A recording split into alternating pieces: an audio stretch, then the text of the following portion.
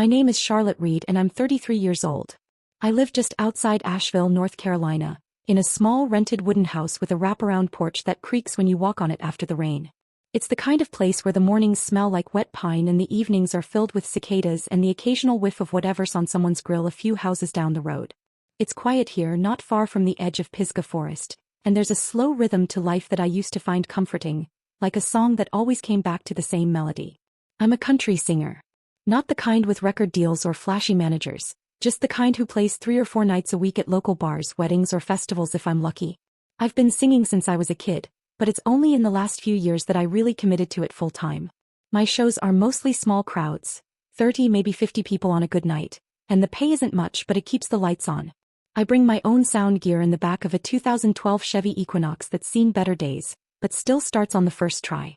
I've got a few regular spots like the Blue Hen downtown or Rusty Nail out in Black Mountain, where the owner still pays in envelopes of 20s. There's something simple and honest about it, and for the longest time it was enough. 3 months ago I married Brandon. We met 2 years back at a summer bonfire behind a friend's farm. He wasn't flashy either, just a solid, grounded guy who worked as an electrician and had a quiet laugh that sneaks up on you. He's the kind of man who remembers to check the oil in my car without being asked, who knows how to fix a fence, and who always listens when I talk even when I ramble about chord progressions or half-written lyrics. We didn't rush things. We dated slow, lived together for a while in that same little house I still sing about in one of my songs, and then one day without any grand plan or dramatic proposal, we both just knew.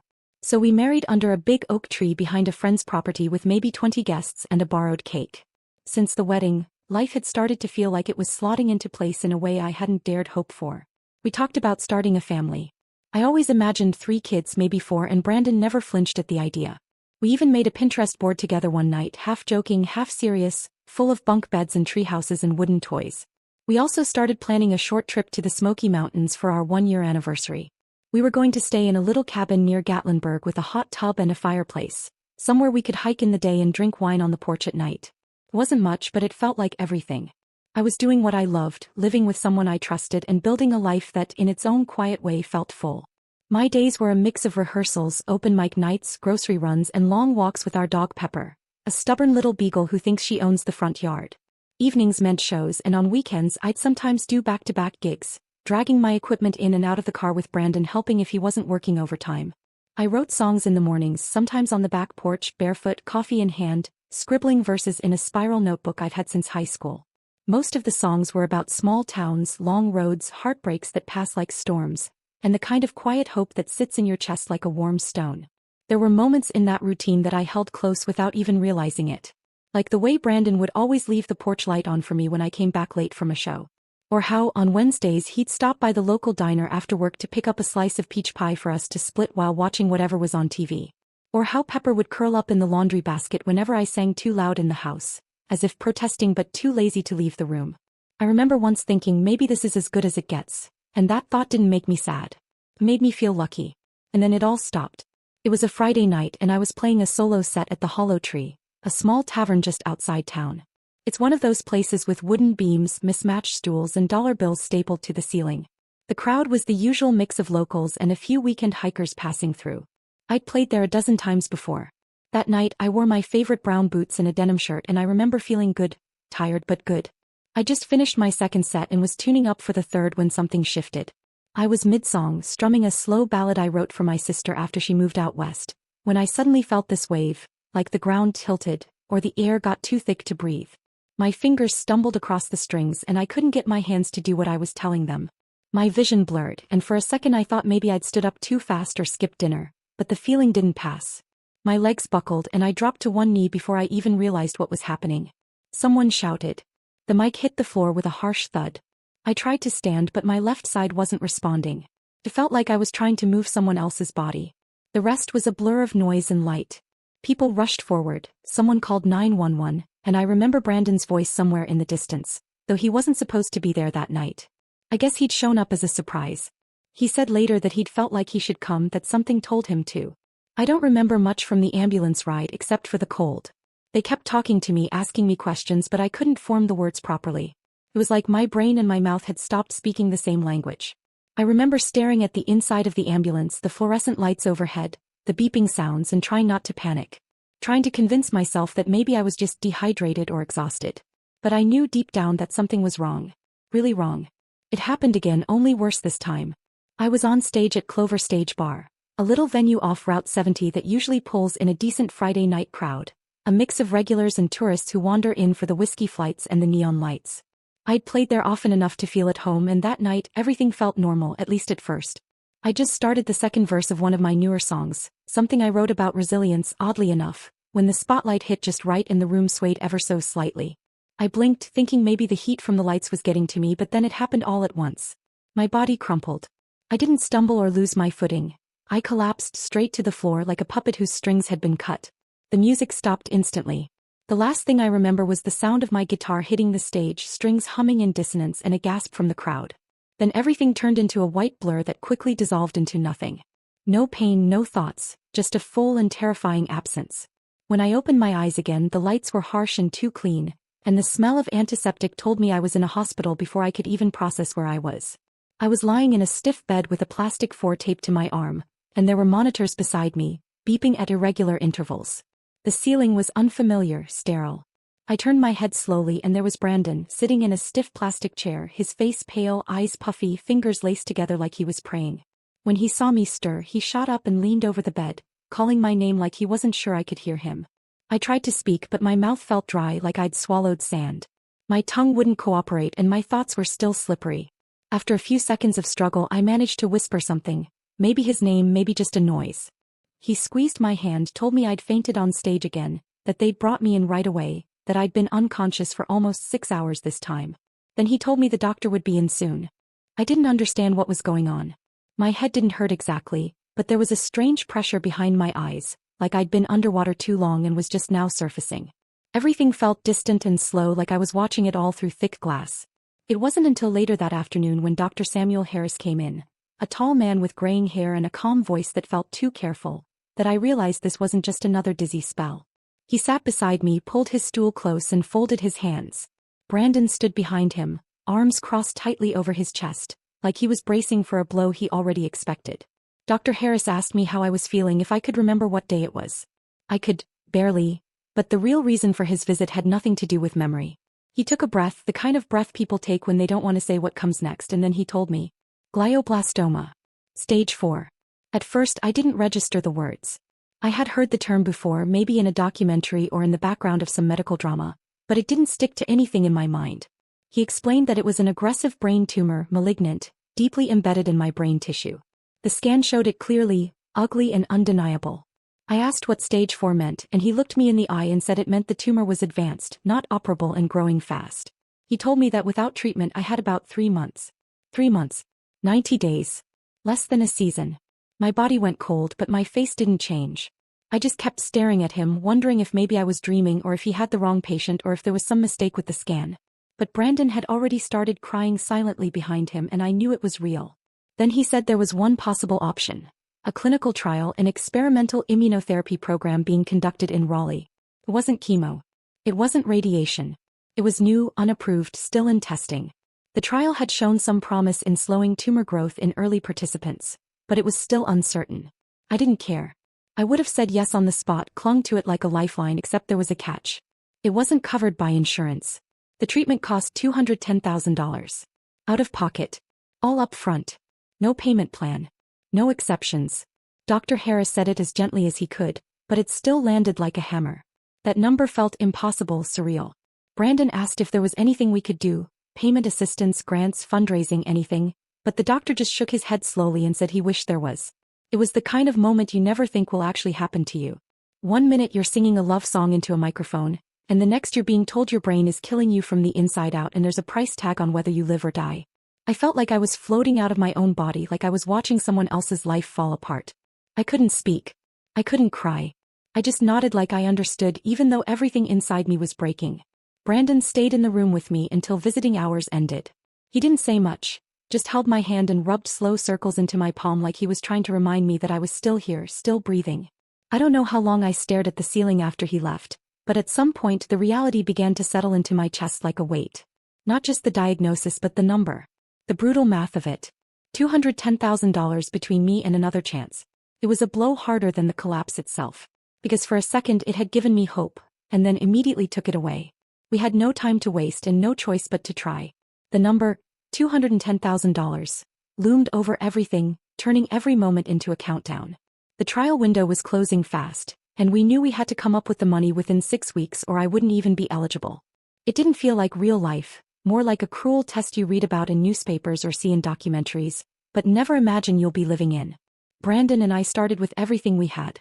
Between my savings from years of performing and whatever was left from small gigs, cash tucked in envelopes, a few hundred in a sock drawer, coins in a mason jar, and his freelance engineering contracts that he picked up on the side, we scraped together the first $70,000. He'd been doing CAD designs for a few construction firms remotely, and even picked up short overnight gigs despite already working full-time. He worked until his eyes went bloodshot, slept in short stretches and never complained once. Watching him push himself like that did something to me, broke me open in a quiet, irreversible way. We knew it wouldn't be enough, so we started selling anything of value. First was the old Ford F-150 Brandon had driven since college.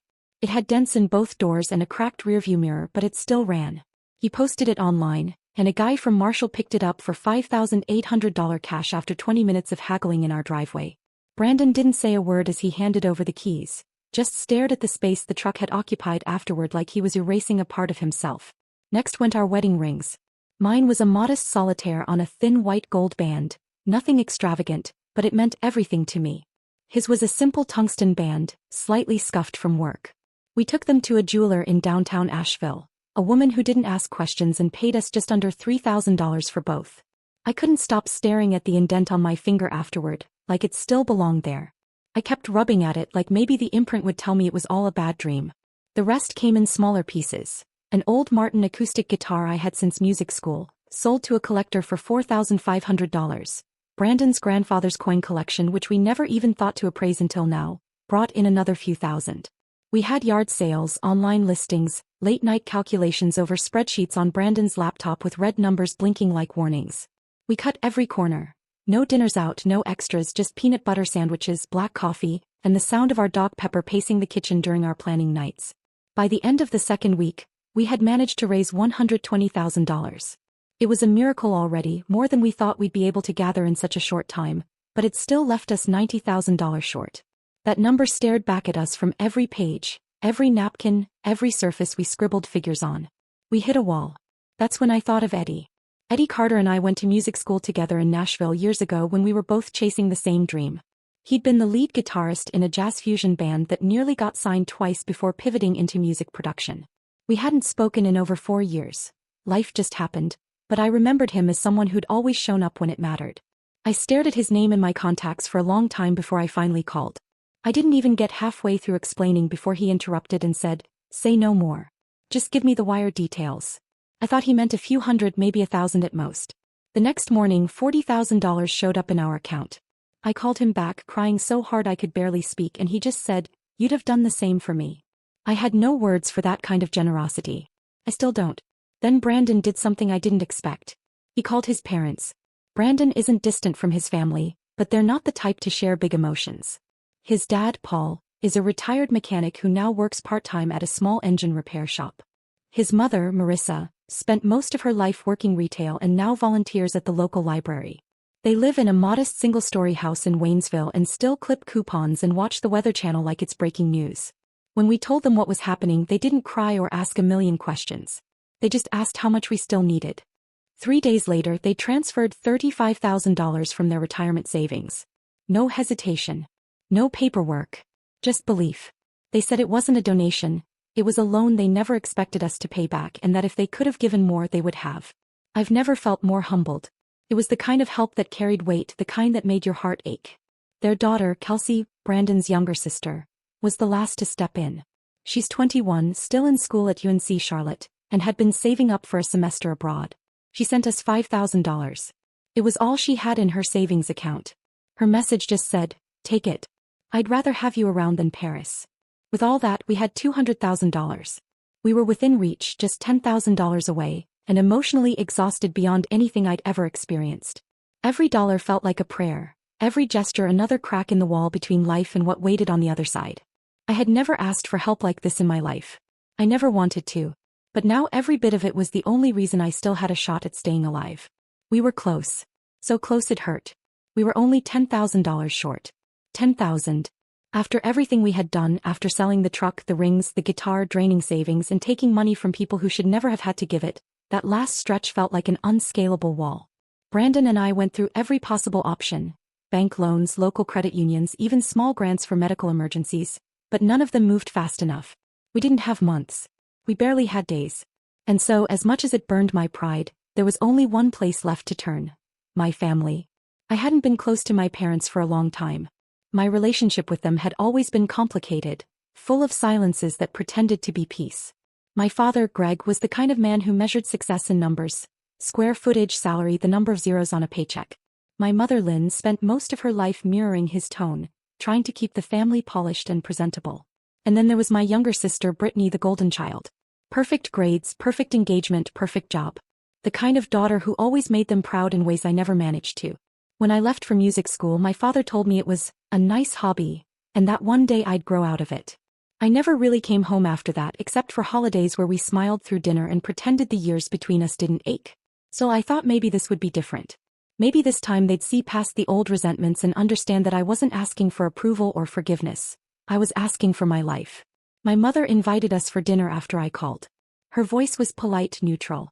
She didn't ask many questions, only said she'd make pot roast since it's been a while. Brandon drove us there in his work car, and I sat in the passenger seat rehearsing what I'd say over and over. I imagined how it would go, how maybe my father would finally look at me and see more than a disappointment. How my mother might take my hand even for a moment. How Brittany might offer comfort instead of competition. It's strange what kind of hope you hold on to when you're desperate. When we pulled into the driveway, the house looked the same as always. White shutters, trimmed hedges, a brand new SUV parked out front that I didn't recognize. Brittany's probably. The porch light glowed warm and inviting, but something in my chest tightened anyway. Inside, everything smelled of lemon cleaner and roasted meat. My mother greeted us at the door, her smile thin but polite. My father was at the dining table already pouring himself a glass of red wine, and Brittany sat beside him scrolling through her phone, her long blonde hair perfectly arranged like she was ready for a magazine photo. Dinner started normally enough. My mother talked about neighborhood events and her new book club. My father went on about real estate markets. Brittany mentioned her recent promotion at the marketing firm she joined, her voice sharp with practiced confidence. They asked about my gigs, and when I said I hadn't been performing lately, my father just nodded and said, "Well, maybe it's time to settle down and find something stable." Brandon's jaw tightened, but he stayed quiet. I could feel his hand brushing mine under the table, a silent reminder that I wasn't alone. Halfway through the meal, I realized there wasn't going to be an easy way to say it. My throat burned and my palms were damp. The conversation had drifted to Brittany's new house, something about the backyard landscaping, and that's when I just said it because waiting any longer felt impossible. "I have brain cancer," I said quietly at first, then louder when they didn't react. "Stage 4. Glioblastoma. I'm dying." The room went silent for a few seconds. Fork stopped moving. My mother's eyes flickered between my face and Brandon's, like she wasn't sure if she'd heard me right. My father blinked, set his glass down and then laughed. Actually laughed. It wasn't cruel at first. More like disbelief, but it turned into something sharper the longer it lasted. He said, "This isn't one of your songs, is it? Sounds like another one of those sad ballads you used to sing." I stared at him, frozen. My mother gave a nervous chuckle, probably thinking it was some weird joke too. Brittany leaned back in her chair and said, with that same smug smile she'd been perfecting since we were kids, "You should open with that on stage. Great delivery, tragic hook. Grammy-worthy, really." Brandon started to speak, but I raised a hand, my voice trembling. "I'm not joking," I said. "The doctors found a tumor. It's terminal unless I start treatment soon. We've raised almost all the money we need for an experimental therapy, but we're short $10,000. I took a deep breath, every word scraping against my throat. "I came here because I thought maybe you could help." No one spoke for a moment. My mother's face softened briefly, but she didn't move. My father sighed and rubbed his temples. "Charlotte," he said finally, his tone measured and heavy with something I couldn't name, "your mother and I have already made a big financial commitment recently. We helped Brittany with her down payment. $250,000. That's a huge stretch for us. We just can't do more right now." Brittany didn't even flinch. She just picked up her glass and took a slow sip of wine, like she was watching a scene play out that didn't concern her. My mother added, "Maybe you could try one of those online fundraising sites. People do that all the time now." Something inside me cracked then. Not loudly, not dramatically, Just a quiet, clean break somewhere deep. I felt it as I looked at them, at the three faces I had once believed would never let me fall. My father, calm and detached. My mother, pretending to be sympathetic while avoiding my eyes. Brittany, smirking faintly as though my tragedy was another confirmation of her superiority. I realized in that moment that I had been a guest in their world my entire life, tolerated but never truly loved the way I had always hoped. I stood up slowly.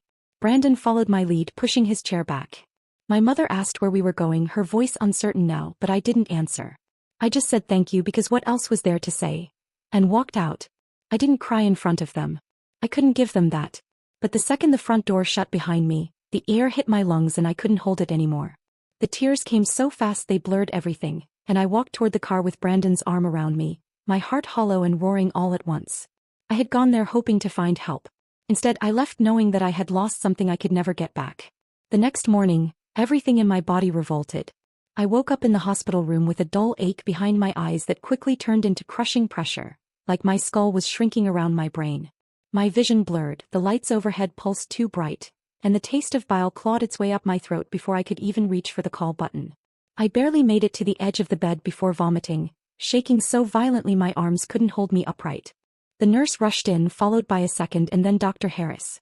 I remember fragments. Someone saying my blood pressure was spiking, another voice muttering about convulsions, a cold compress on my neck.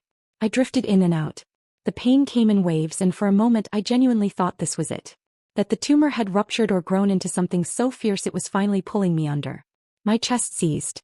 I gasped, my mouth open but no air coming through, my limbs twitching involuntarily as panic overtook me.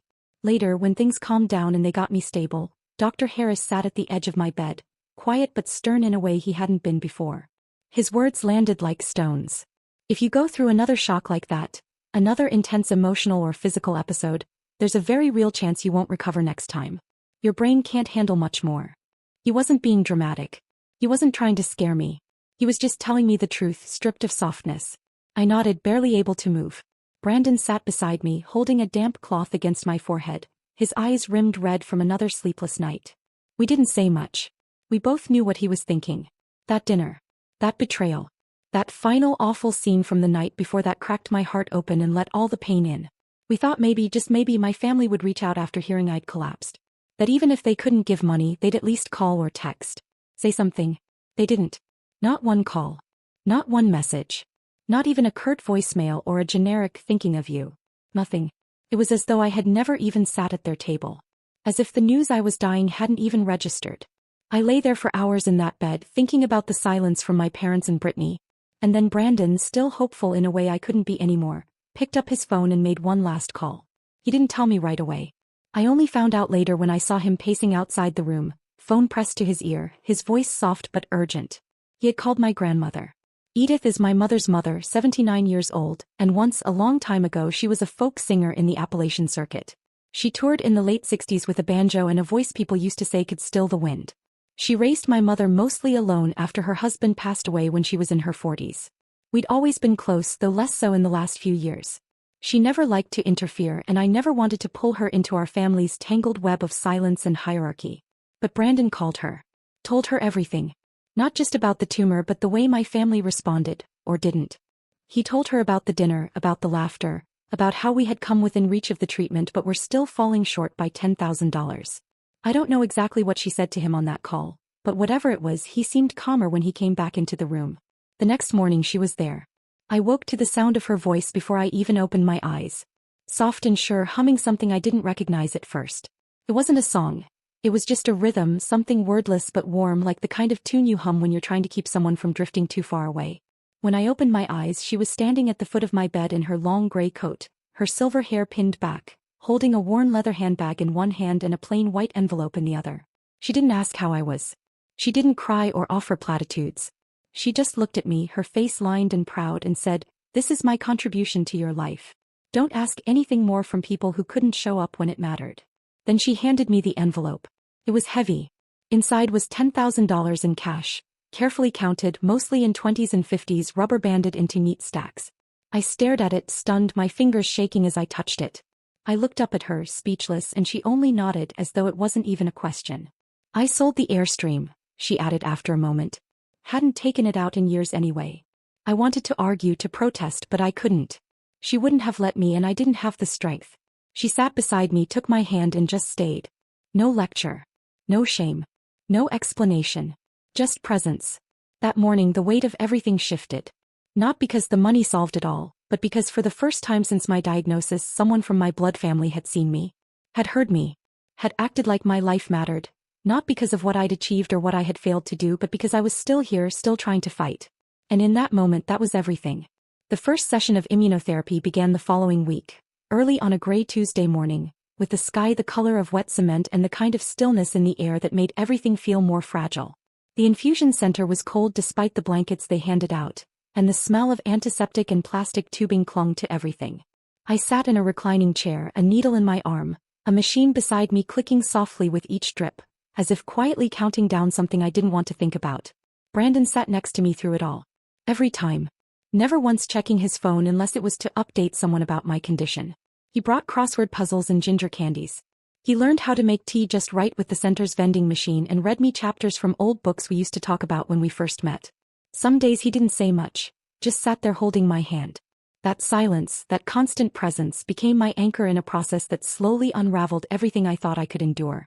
The side effects hit harder than I expected. I knew it wouldn't be easy, everyone warned me, but nothing really prepares you for what it feels like when your body turns against itself in the name of survival. Within the first 2 weeks, food lost all taste. Even water made my stomach churn. I began throwing up so often I stopped bothering to reach for the basin. The nurses got used to it, moving around me like a well-practiced team, offering ice chips and nausea meds that barely took the edge off. My skin grew pale, my lips cracked, and my eyes sank deeper into their sockets like they were hiding from the light. By the end of week 3 my weight had dropped by 10 pounds. By week 6 I had lost 30. My clothes no longer fit. My collarbones jutted out like sharp edges beneath my skin, and I had to wrap scarves around my waist just to keep my jeans from falling off. I hated looking in the mirror. Not because I was vain, but because the person staring back at me no longer looked like me. She looked like someone who had already started to fade. And then the hair started to go. It didn't fall out all at once. At first it was just more strands on my pillow or clumps in the brush. But soon it was handfuls in the shower, soft curls sliding down the drain in wet silence. I tried to ignore it, but the sight of it haunted me. One night, standing in the hospital bathroom, I ran my fingers through my hair and watched another clump come away in my hand, and I just broke. Not loudly. Not dramatically. Just slid down the tile wall and cried until there was nothing left. The next morning Brandon showed up with his guitar.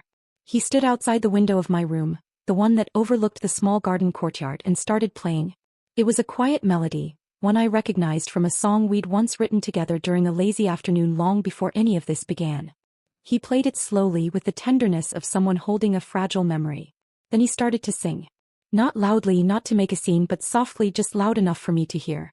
I leaned against the glass, forehead resting against the cool pane, and listened. I'd always been the one to sing. On stage, at home, in the car. But in that moment I didn't want to sing. I just wanted to be still and let someone else carry the sound for a while. He kept doing it every week. Never told me when, just appeared beneath my window whenever he knew I'd had a rough day. Nurses started calling him the troubadour, and even other patients began asking when he'd come back. Inside those sterile walls he gave me something beautiful. Not a distraction, not denial, but something real. A reminder of who I was beneath the sickness. He'd sing me to sleep at night, whispering verses while rubbing my back, and I'd fall asleep feeling less like a patient and more like someone worth holding on to. Strangely, through all this I began hearing from people I hadn't expected. Old friends from town sent messages, cards, even showed up with soup or books or poems they'd written just for me. A waitress I barely remembered from a bar I used to play in brought Brandon a bag of groceries with my name written on each item in permanent marker. A couple of local musicians recorded a cover of one of my songs and sent me the video, saying they'd been inspired by my strength. I hadn't asked for any of it, but it came anyway. And then there were the people I thought would care. The ones whose names I'd said 100 times in stories and memories, the ones I still sometimes dreamed about. My mother. My father. Brittany. Nothing. Not a call. Not a word. Not a single sign that they even remembered I existed.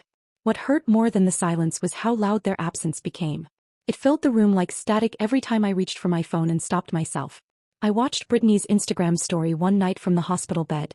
She was laughing at some winery with friends, her face radiant, captioned, "Life is good." She didn't even glance at my message from weeks ago. She had moved on. Or maybe she never stopped moving, never paused to look back. I tried to stop caring. I tried to tell myself that this was just life sorting itself out. That people reveal themselves in crisis. But the truth is, it stung. More than the nausea, more than the bone-deep fatigue, it was that kind of betrayal that clung to me at night when the halls went quiet and the lights dimmed. Still, I kept showing up. Twice a week, I sat in that chair and let the medicine drip into my veins. I endured the pain, the vomiting, the loss of my reflection because somehow, despite everything, I still wanted to live. And I wasn't doing it alone. Brandon was there. My grandmother's voice rang in my head when things got dark. And the people who had no reason to care did. That, more than anything, kept me going. Even when everything else began to disappear. It had been exactly 8 weeks since my first session when Dr. Harris walked into my hospital room with a folder in his hand and a look on his face I hadn't seen before. He wasn't smiling outright, but there was something lighter in his expression, something just shy of relief, and it made my heart jump before he even said a word. Brandon was sitting beside me as always, his hand resting on my knee, his eyes tired but alert. We'd been through enough by then to know not to expect good news.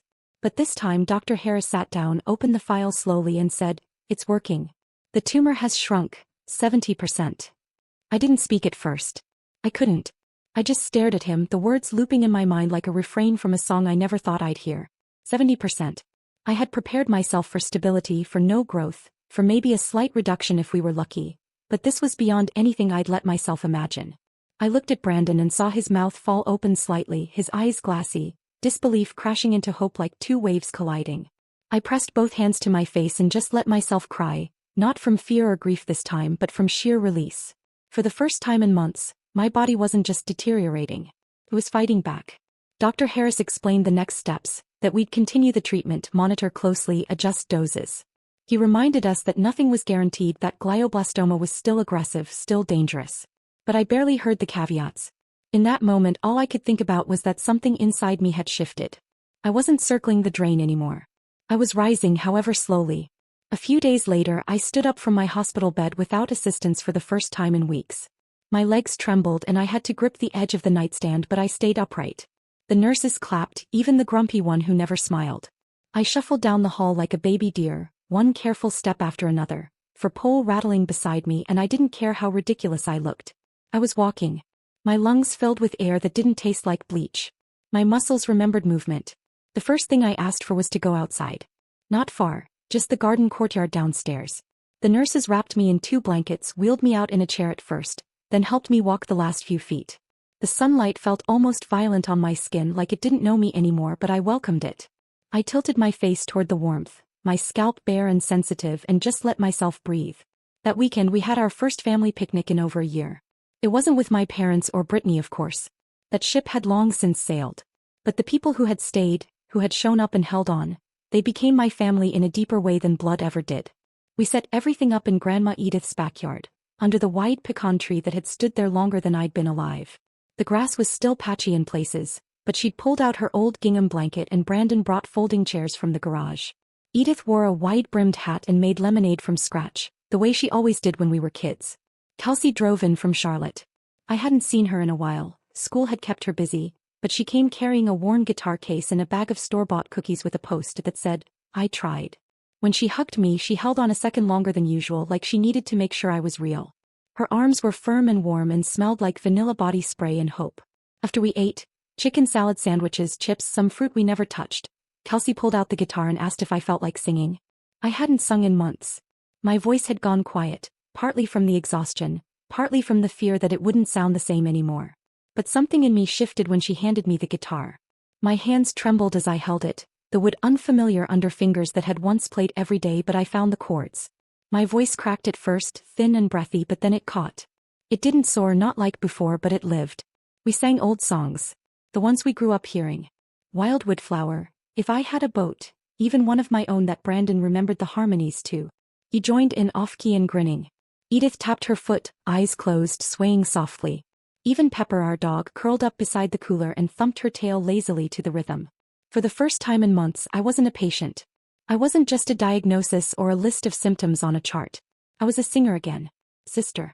A granddaughter. A woman with bare feet on warm grass and a guitar in her lap and a circle of people around her who didn't care how sick she looked or how scared she'd been. They just listened. They were there. That night, after everyone left, Brandon and I sat in the yard as the sun dipped low, painting the sky in long strokes of orange and lavender. I leaned my head on his shoulder, my body still weak but my heart so full it felt almost too big for my chest.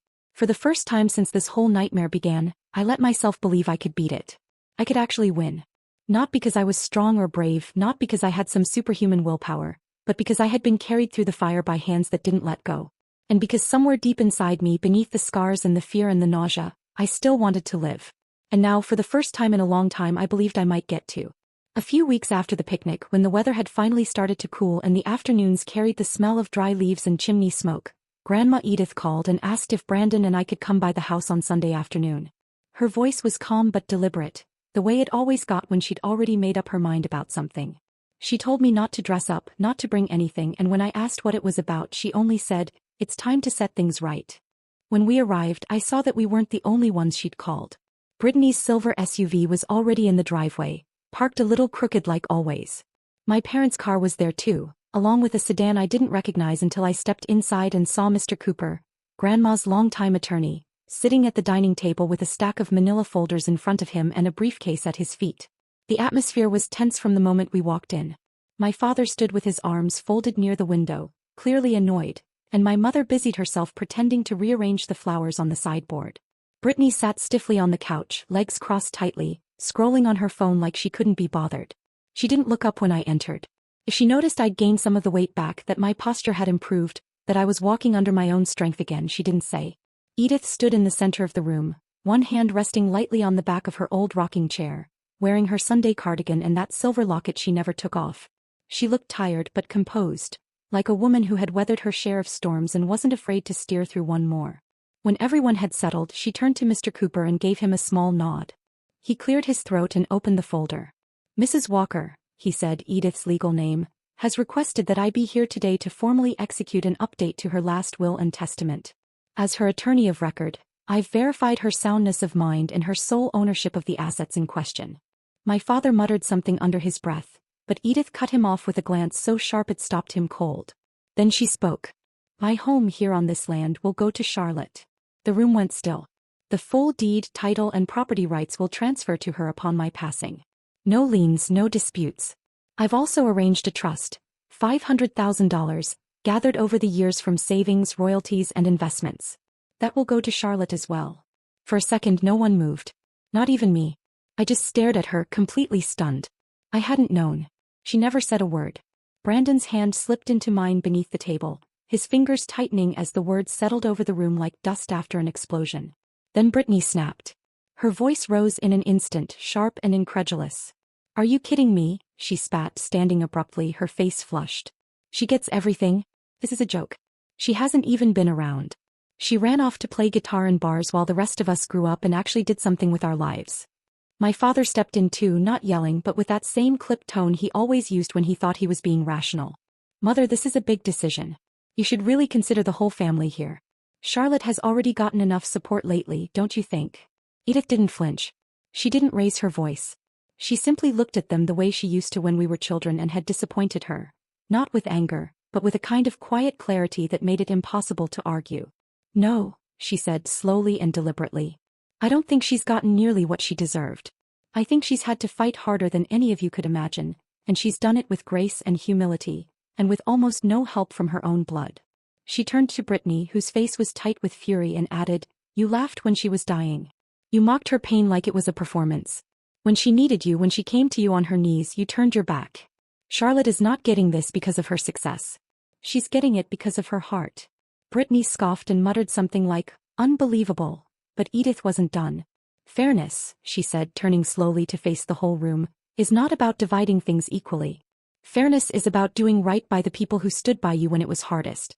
Not when it was convenient. Not when it looked good on paper. But when it cost something." Her voice didn't shake. She wasn't angry, just resolute. I sat there, my throat tight, unsure whether to cry or speak or just sit still and let her words wrap around me like armor. Mr. Cooper finished reading the official revisions, and Edith signed the documents in her steady, elegant handwriting. Brandon offered me a tissue, but I didn't use it. I just watched as the people who once made me feel invisible realized I was no longer begging for a seat at their table. When it was done, Edith looked at me, her eyes softer now. "This is your home now," she said simply. "And everything I've built, everything I've saved is for you. Not because you asked. Because you were worth it." No one else said a word. My parents left without saying goodbye. Brittany slammed the door behind her, and the sound echoed through the hallway like a final note. But I stayed. And for the first time in a long time I felt like I belonged. Exactly 1 week after Grandma Edith signed the papers and finalized the will, I received a letter in the mail that turned my stomach before I even opened it. There was no return address, just my name typed on a stiff white envelope. It was hand-delivered by courier, not sent through regular mail, and when I opened it the words jumped off the page like a punch to the chest. It was from my parents. Official language.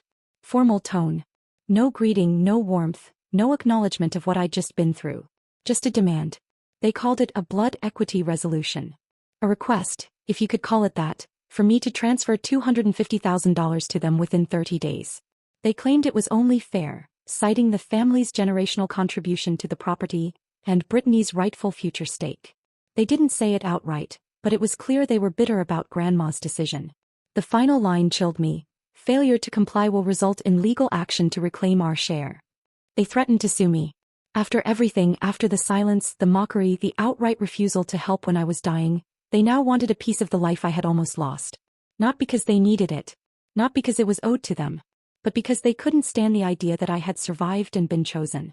That I, the one they always saw as the mistake, was the one Grandma had trusted with everything. I sat at the kitchen table holding that letter, the air heavy and unmoving. Brandon read it once, then again, then folded it in half with a quiet, deliberate motion and said, "We're getting a lawyer." He meant it. That same afternoon he started making calls. We found a local attorney named Kelly Warner, a quiet woman with silver-rimmed glasses and a calm voice that didn't flinch when I handed her the letter. She read it, nodded once and said, "We'll handle this swiftly." There was no panic in her tone. No drama. Just certainty. That steadiness felt like someone placing a hand on my back in the middle of a storm. We filed immediately. A cease and desist first, followed by a petition for a restraining order. I didn't want to escalate things, but I had no choice. I needed protection, not just from the legal threat but from the emotional toll their presence still took on me.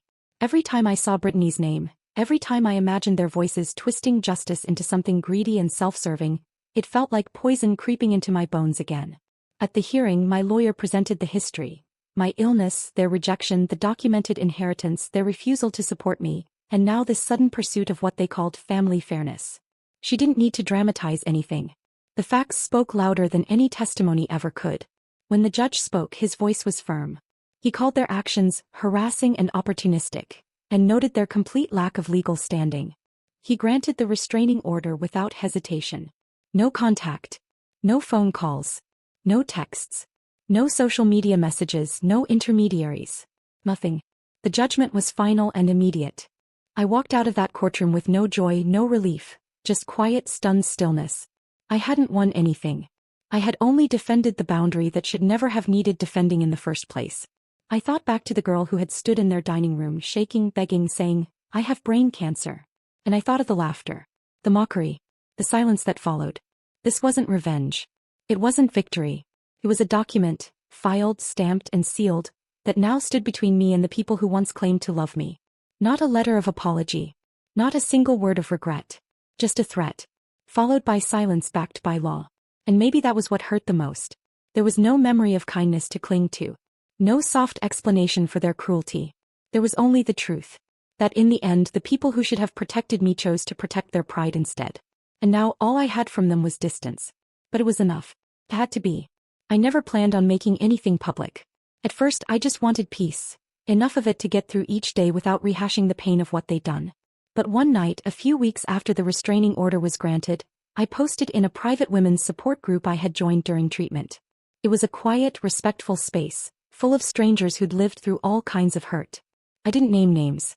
I didn't give addresses or drag anyone through the mud. I just told the truth. I wrote about what it felt like to beg for help from the people who raised you and to be mocked. I wrote about collapsing on stage with a tumor no one believed was real.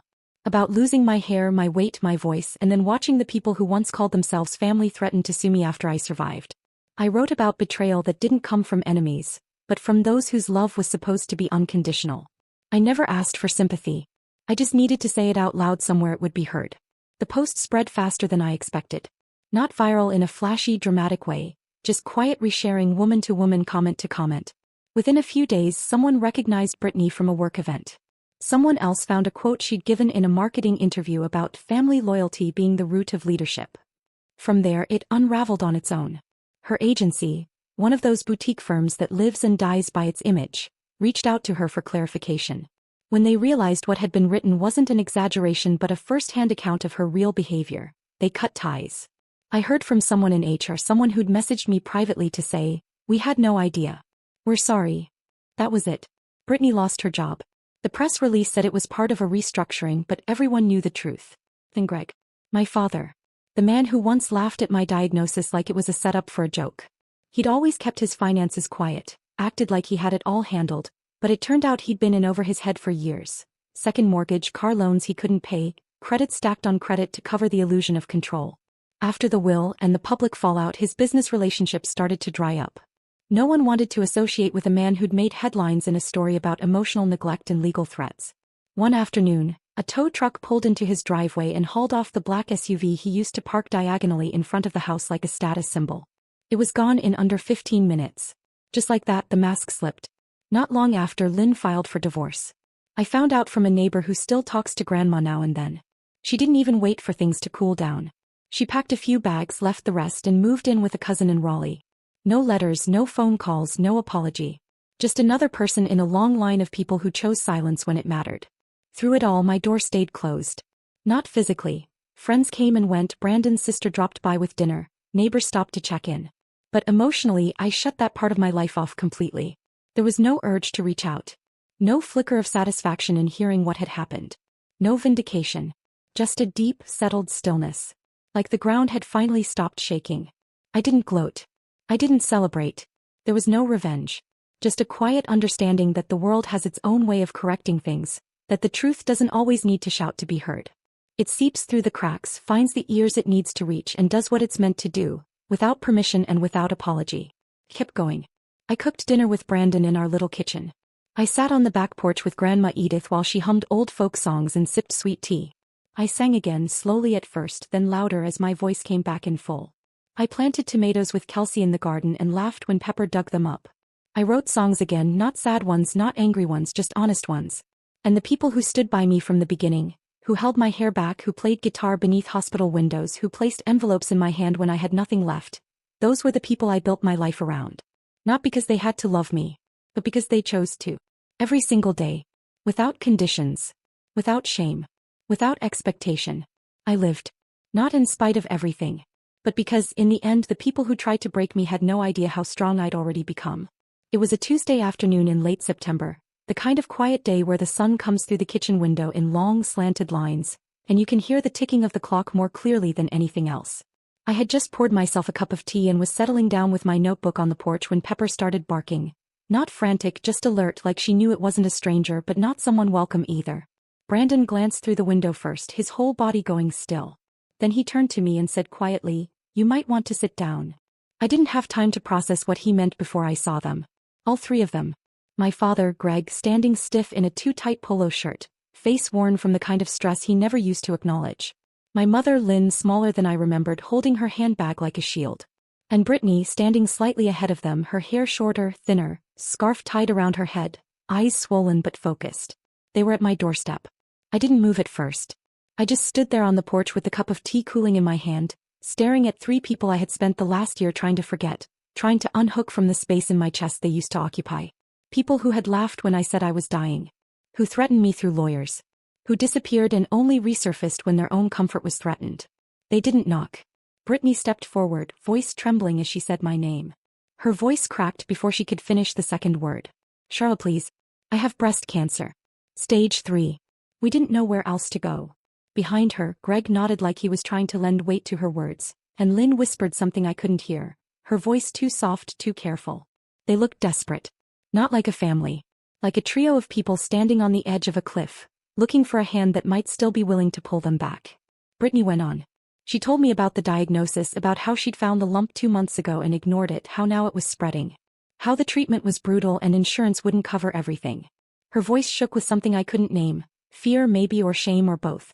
She said she remembered how I helped once years ago when Dad needed a new car after his broke down and he didn't have the money. How I sent money after the storm ripped off half the roof of their house and they hadn't asked but I helped anyway. She said she remembered. But I remembered too. I remembered standing in their dining room and telling them I had brain cancer and watching Greg laugh like I just told the opening line of a joke. I remembered Brittany's sneering, Grammy-worthy performance, while I held back tears. I remembered silence. The kind that slices clean through your trust. The kind that lingers in the room even after everyone's gone. And now they were here, faces drawn, eyes pleading, voices cracked. But something in me had already closed. Not cruelly. Not with anger. Just with finality. Like a door that had once been jammed open and was finally sealed shut. I stepped down from the porch, walked until I stood a few feet away from them. I looked directly at Brittany. She wouldn't meet my eyes at first. When she finally did, there was no pride left in her. Just raw panic. I said calmly and clearly, "You laughed when I told you I was dying." She opened her mouth, maybe to apologize, maybe to explain, but I didn't give her the chance. "You said it was a performance," I added. "You watched me beg. And you turned away." I looked at all three of them one by one. Greg, whose jaw was tight but trembling. Lynn, whose eyes had filled with tears but said nothing. Brittany, pale and quiet, her hands clasped together like she was trying to keep herself from falling apart. I took a breath, then said the only thing I had left to say. "Now it's your choice." Then I turned, stepped back up onto the porch and closed the door behind me. I didn't cry. I didn't shake. I didn't collapse in the hallway afterward like someone in a drama. I just walked back to the kitchen, poured a fresh cup of tea and sat down with the window open. The wind moved through the trees gently, the air smelled like sun-warmed pine, and for the first time in a long time, I felt the silence around me as something clean. Something earned. And I lived in it. Fully. Without them. With those who had chosen me when it cost something. There's music in every corner of the house now. It leaks through the floorboards in the early mornings, when Brandon strums quietly in the living room while the coffee brews. It hums through the kitchen when I sing lullabies over the sound of water boiling and Melody babbling from her high chair, her hands covered in mashed banana. Sometimes, it floats in from outside, where wind chimes dance on the front porch and birds nest in the gutters we keep meaning to clean. The music never really left me, it just went quiet for a while, waiting. Our daughter is named Melody. We chose the name together long before we knew if we'd ever have the chance to meet her. She was born on a calm April night, after hours of pain and silence, and then the sharp, overwhelming sound of her cry, a single note that filled the room and changed everything. She has Brandon's eyes and my mouth, a tiny cleft in her chin, and the most expressive little hands I've ever seen. She clings to my necklace when she sleeps, and I wonder if one day she'll ask about all the scars, on my body, in my voice, in the quiet spaces between stories. I'm singing again. Not just in the house or in the shower but on stage. Small venues mostly. Local halls, town festivals, late-night sets at the Blue Hen where everything started. I'm working on a new album. Half-finished, half-scribbled in notebooks stained with coffee and baby formula. It's slower than before. More intentional. Every lyric feels heavier now, every chord rooted in something real. I don't write for the crowd anymore. I write for the girl I was when I almost gave up, for the woman I became when I didn't. Kelsey is my designer now. She helps with the album art, posters, the website I never thought I'd care about but now actually brings in a steady stream of support. She works late from her dorm, sending me rough drafts with little notes in the margins like, "This font feels too sad," or, "You look powerful here." She's grown into herself in ways I didn't expect, and sometimes I catch her watching Melody with a kind of wonder, like she's seeing hope made real. And every Sunday Edith comes over. She brings a pie each time, always something different. Apple, peach, sometimes pecan if she's feeling nostalgic. She kisses Melody on the forehead, greets Brandon with a squeeze on the arm, and then settles into her usual chair like she's always belonged here. Sometimes she hums old tunes while feeding the baby, other times she just sits and watches, content. She doesn't say much about the past, but I can feel her pride in the way she looks at me. Like all those years of silence, the lonely performances, the rejections, they all meant something because they led to this. And sometimes, late at night when the house is quiet and Brandon's asleep beside me and the baby monitor glows faintly on the dresser, I lie awake and stare at the ceiling, breathing evenly, and think, I almost gave up. I remember how close it got. The diagnosis, the vomiting, the way the light in the hospital made me feel like I wasn't real anymore. I remember the silence from people who should have known better. The laughter. The mockery. The letter demanding money like my life had been some kind of transaction. I remember every second of it. It's still there beneath the surface. But it doesn't control me anymore. Because I didn't give up. I didn't let it end in a hospital bed. I didn't disappear beneath the weight of betrayal. I didn't let the worst parts of what happened define what came next. Kept going. I sang again. I opened my door only to the ones who stood beside me when it cost something. I rebuilt my family note by note, verse by verse. And now when I sing, when my voice fills a room again, I feel it in my bones. This is my best song yet. Not because it's polished or chart-worthy or perfect, but because I lived to write it.